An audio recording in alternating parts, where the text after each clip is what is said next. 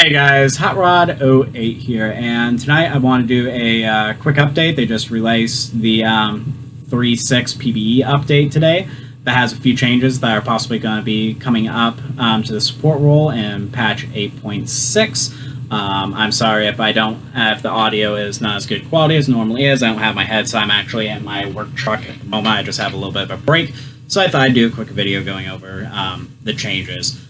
So let's get straight into it. So scrolling down, the first thing that is going to be changing is going to be Locket the Iron Solari. They're going to be changing the active effect on it. So right now it currently gives a AoE shield around you when you activate it. Well, now instead they're wanting it, it says specifically, after a brief delay, creates a protective field at your location for 8 seconds, and then allied champions within the field are dealt 35% less damage, and it's on 90-second cooldown.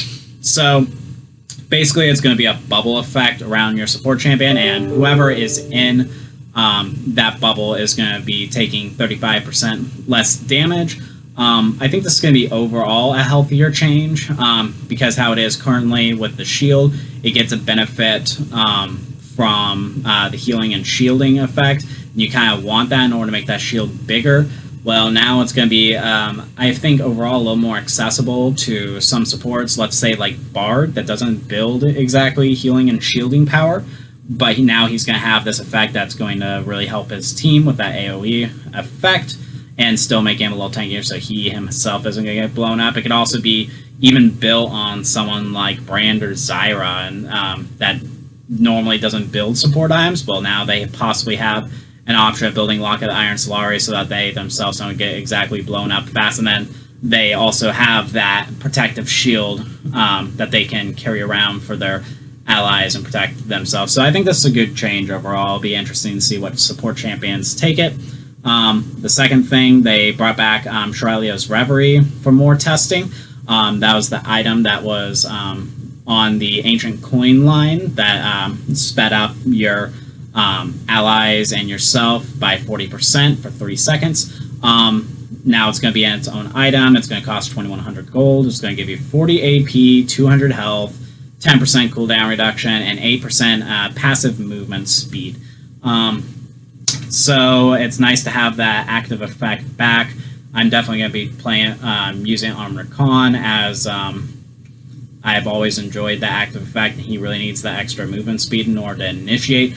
Well, now it's also going to give him some nice AP that they like, some durability, and then as well as some passive movement speed. So overall, it's going to be really good on him, and I'm sure some other champions can use it.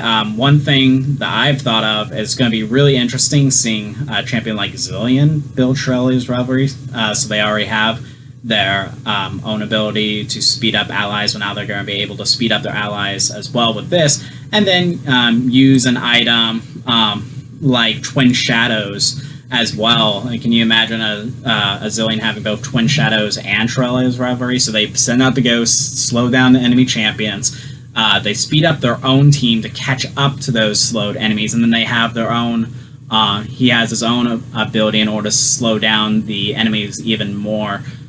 So I think this is going to be really, really nice to have both of those items on Zilean. I'm definitely going to be trying it. While I don't ever really play Zilean in a ranked setting, he's been definitely one of my favorite non-ranked supports, and if having both of those items work well on him, I very well might just start playing Zilean again and seeing if I can actually get him into a competitive scene. One last thing that's going to be coming is Manaflow ban. So currently, it says the effects are changed from your next ability used has its mana or energy restored, and restores 8% of your mana based on your missing mana. And now it's going to be your next ability restores 10 to 40% of your missing mana or energy based on level. And then if that ability hits another champion, it permanently increases your mana by 15. So not only is the cooldown lowered, it's going to be restoring more of that missing mana. It's also going to be increasing your overall mana by 15 each time you use it. So as well as having some mana sustain in the laning phase, it's also going to make your end game mana pool even higher, so you won't run out of mana as fast. Honestly, I bet you they're going to be nerfing those numbers as it's in the PBE. I'd be really surprised if they keep that 10 to 40% of your missing mana and actually have that make it to live. But I think Manaflow ban is going to be a nice change. It's going to definitely allow supports like Zyra, Brand, or Nami and Lulu to spam their abilities more in the laning phase and have more of a dominant presence. But rather than that, after those 3 changes, that's all I wanted to talk to you about today. I hope you enjoyed this information. If you enjoyed these changes or don't enjoy these changes, comment below. I'll read them and respond back to you. Rather than that, you guys have a good day today, and thanks for watching. Have a good one.